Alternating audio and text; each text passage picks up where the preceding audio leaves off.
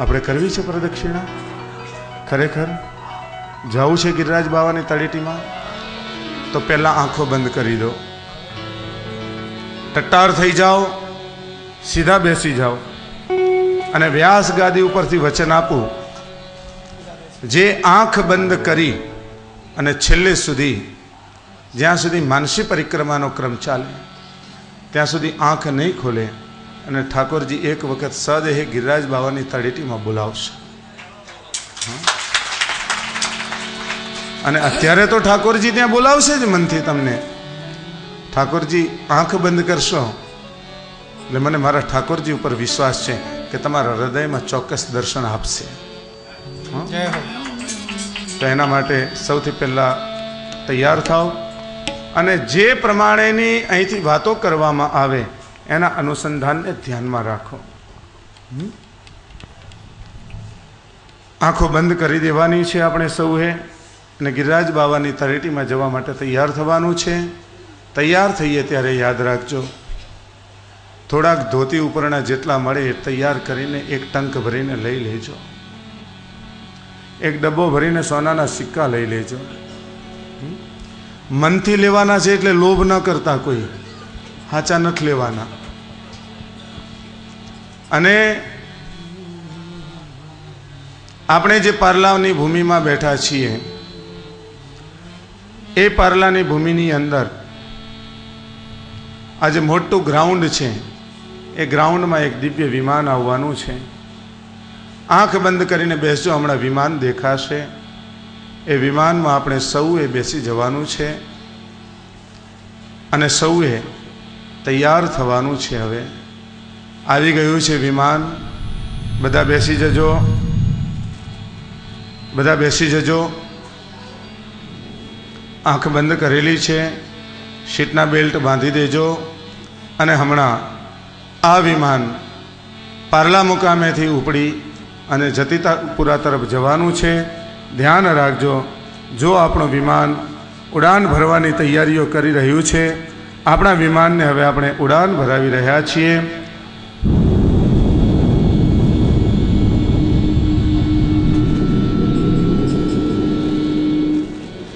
બરાબર આપણું વિમાન મથુરાના યમુનાજીના પલ્લી પાર પહોંચ્યું છે. બોટમાં બેસી આપણે સૌએ યમુનાને પાર કરી આ બાજુ આવવાનું છે, બસમાં બેસવાનું છે અને એ બસમાં બેસી સીધા જતીપુરા મુખારવિંદ પાસે પહોંચવાનું છે. આ સુંદર મજાનું એક ગ્રામ દેખાય, એ ગામની અંદર પ્રવેશ કરી અને આ ગામનું નામ છે જતીપુરા ગામ. જો સુંદર મજાના જૂના પ્રકારના બનાવેલા આ બધા ઘર દેખાઈ રહ્યા છે. એ ઘરને જોતા જાઓ, નિહાળતા જાઓ. જો આ જમણી બાજુ એક ગલી આવી, એ ગલીમાં તમે પ્રવેશ કરો અને એ પ્રવેશ કરતા જો થોડુંક દૂધ લાયેલું છે ને એટલે ચીકણો રસ્તો દેખાઈ રહ્યો છે, પણ સાચવીને ત્યાંથી ચાલજો. જો આ પેલા મુખિયાજી લઈને દૂધ કટોરો ઊભા છે ત્યાં આવો અને એ ગિરિરાજ બાવાને દૂધની ધાર કરી અભિષેક કરી અને ગિરિરાજ બાવાનું નામ સ્મરણ કરતા કરતા આપણે આપણી માનસી પરિક્રમાને આગળ વધારી રહ્યા છીએ.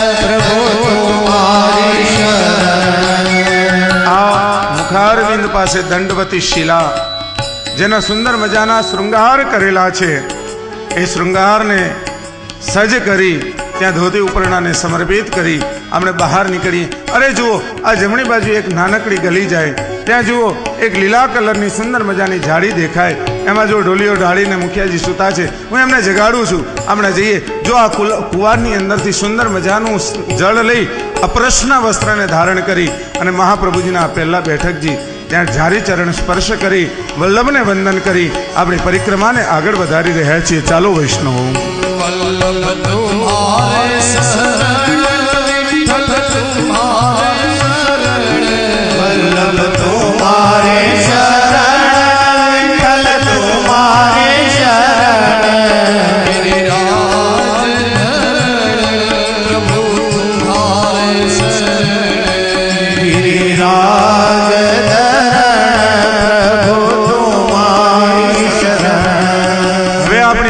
રસ્તામાં જતીપુરા ગામથી થોડીક બહાર નીકળવા જાય, જો આ ચોક દેખાય, આ ચોકની અંદર 4 વૃક્ષો છે. એમાંના 2 વૃક્ષ જેનું નામ જાન વૃક્ષ, 2 વૃક્ષ જેનું નામ છે અંજાન વૃક્ષ. જ્યારે મારા ઠાકોરજી રાસલીલામાંથી અદૃશ્ય થયા ત્યારે રાધા રાણી પોતાની ચંદ્રાવલી વગેરે સખીઓની સાથે પધાર્યા અને આ વૃક્ષોને પૂછ્યું, અઈ વૃક્ષ, તુને મેરે ઠાકોરજી દેખો હે? અને ત્યારે 2 વૃક્ષોએ હામાં જવાબ આપ્યો. આ 2 વૃક્ષ એટલે જાન વૃક્ષ, અને 2 વૃક્ષોએ નામાં જવાબ આપ્યો, આ અંજાન વૃક્ષ. આ જાન અને અંજાન વૃક્ષને આપણે વંદન કરી આપણી પરિક્રમાને આગળ વધારી રહ્યા છે. ચાલો વૈષ્ણવો.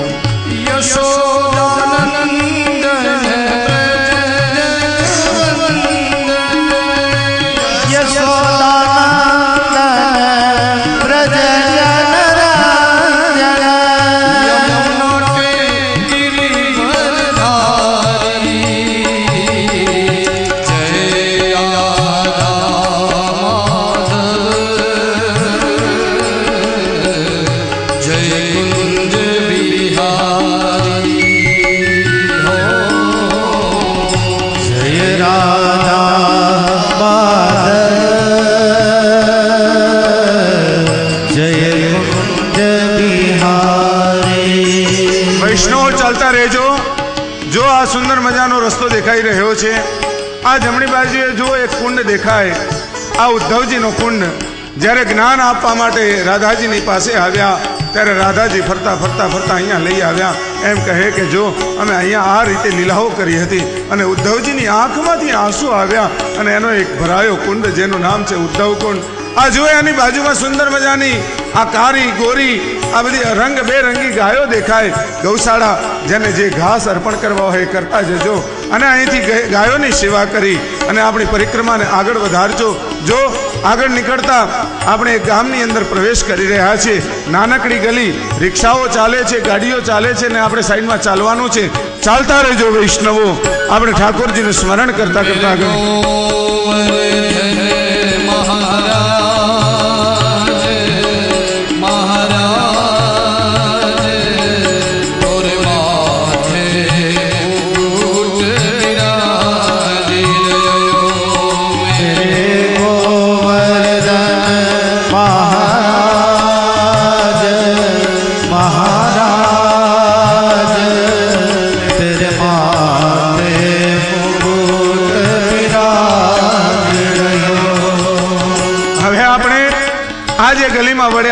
અને આ ડાબી બાજુએ જુઓ, દ્વાર 2 છે. ઉપરથી જોઈએ તો કુંડ 1 દેખાય, પણ અંદર 2 કુંડ છે. એક કુંડ જેનું નામ રાધા કુંડ, બીજો કુંડ જેનું નામ કૃષ્ણ કુંડ. ઠાકોરજીએ જ્યારે વત્સાસુરનો વધ કર્યો ત્યારે ઠાકોરજીની ઉપર વાછરડાને એટલે ગાયના વંશને મારવાનો વધ લાગ્યો. અને એ વખતે ઋષિઓએ ભેગા મળી અને એમ કહ્યું, ઠાકોરજી જો 108 કુંડ 108 તીર્થોના સ્નાન કરે ને તો ઠાકોરજી એ પાપમાંથી મુક્ત થાય. ત્યારે રાધા રાણીએ પોતાની ટચલી આંગળી એના નખથી કુંડ ખોદ્યો અને પછી તીર્થોનું આવાહન કર્યું. 108 તીર્થો એની અંદર પધાર્યા અને ઠાકોરજીએ સ્નાન કર્યું. ઠાકોરજી પાવન થયા અને એ સમયે રાસ રમતા રમતા જ્યારે રાધા રાણીને તરસ લાગી, ઠાકોરજીએ પોતાની વાંસળીથી કુંડ ખોદ્યો અને એની અંદર ગંગાજીને પ્રગટ કર્યા. એ કૃષ્ણ કુંડ કહેવાયો. આ રાધા અને કૃષ્ણના કુંડની અંદર સ્નાન કરી, પાન કરી, આપણા દેહને પવિત્ર કરી અને આપણી આ પરિક્રમાને આગળ વધારીએ. ચાલો વૈષ્ણવ.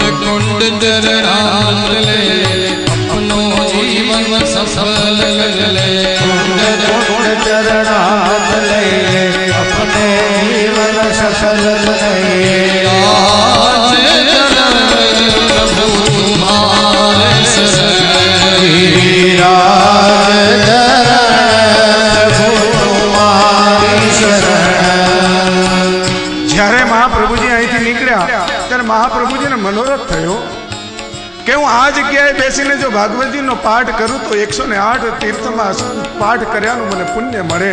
અને મહાપ્રભુજીએ બરાબર એ કુંડની સામે બેસી અને મહાપ્રભુજીએ જે પાઠ કરેલો ભાગવતજીનો એ મહાપ્રભુજીના બેઠકજી आओ त्या जारी चरण स्पर्श करी वल्लभ ने वंदन करी अने आपणी परिक्रमा ने आगळ वधारीए। चालो वैष्णव। श्री वल्लभ विठ्ठल गिरधारी यमुनाजी बलिहारी। श्री वल्लभ विठ्ठल गिरधारी यमुनाजी बलिहारी। श्री वल्लभ विठ्ठल गिरधारी यमुनाजी बलिहारी। श्री वल्लभ विठ्ठल गिरधारी यमुनाजी बलिहारी। आपणे महाप्रभुजी ने जारी चरण स्पर्श कर्या, मुखियाजी ने धोती उपरणा अर्पण कर्या, थोड़ी सेवकी पण आपजो, सोनाना 2 सिक्का आपीने आगळ निकळजो। आगळ निकळ्या। चालो वैष्णव, हजी परिक्रमा घणी बधी बाकी छे। आगळ निकळता जो आ 4 रस्ता आव्या। आ 4 रस्तानी अंदरथी जमणी बाजुए जतो रस्तो नहीं, डाबी बाजुए जता रस्तामां वळीशुं। त्यांथी पाછી नानी गली देखाई। ए नानी गलीमां जो रोडना काम चाली रह्या छे, संभाळीने चालजो। त्यांथी आगळ गया, पाछा डाबी बाजुए वळ्या, जो काळा कलरनुं सुंदर मजानुं मंदिर देखाय अने एनी बाजुनी अंदर एक मोटो कुंड देखाय। आ कुंड छे एनुं नाम छे मानसी गंगा। अने आ जे मंदिर देखाय ए चक्रेश्वर महादेवनुं मंदिर। अने अहीं आवता भक्तो बधा विश्राम लेता होय। आओ आपणे विश्राम लई मानसी गंगाना पान करी, महादेवजीने दूध अर्पण करी, बिलीपत्र अर्पण करी अने महादेवजीनुं नाम लेता लेता अपनी परिक्रमाने आगळ वधारी रह्या छे। चालो वैष्णव।